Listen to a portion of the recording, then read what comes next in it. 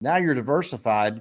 And then if you got one property that's sucking on cash flow, then, your other 2 or 3 in there are still paying your 8% pref.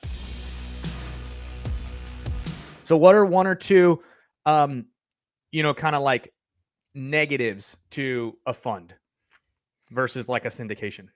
Where would the downsides be? So let's start. I'm going to pick on the syndication model. I'm going to outline why I like funds better than syndication. From the top level, syndication, it's one single asset. Right. If you have a heavy value add strategy right out of the gate, you're going to have troubles getting that 8% pref back to your investors because the cash flow is kind of dinged. So You've got that problem. The next problem you have is you have to raise a certain amount of capital in a short period of time. With a fund, you've got 1 year to raise capital and go deploy that. Your lockup time is the same. Lockup time meaning most of the time a syndication you've outlined, you're going to hold an asset for 3 to 5 years. You're going to do the same thing in a fund. And then the other negative, to my opinion, to the hamster wheel of a syndication is it's just not scalable. You're going to go spend all of your time raising equity for one single asset. Why wouldn't you build a vehicle to where you could raise a bunch of equity and then deploy that into multiple assets? Now you're diversified. And then if you got one property that's sucking on cash flow, then your other 2 or 3 in there are still paying your 8% pref. Those are the negatives for a syndication, right? And some of the reasons why people might want to do a fund. Let's flip it. Why would some people might want to do a syndication over a fund?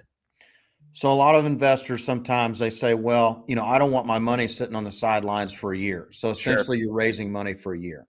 So again, it kind of falls back on the operator of the fund, the manager of that fund, because if you're an active buyer and you're actively grabbing assets and closing them, your money's not going to be sitting for a year. It's not going to happen.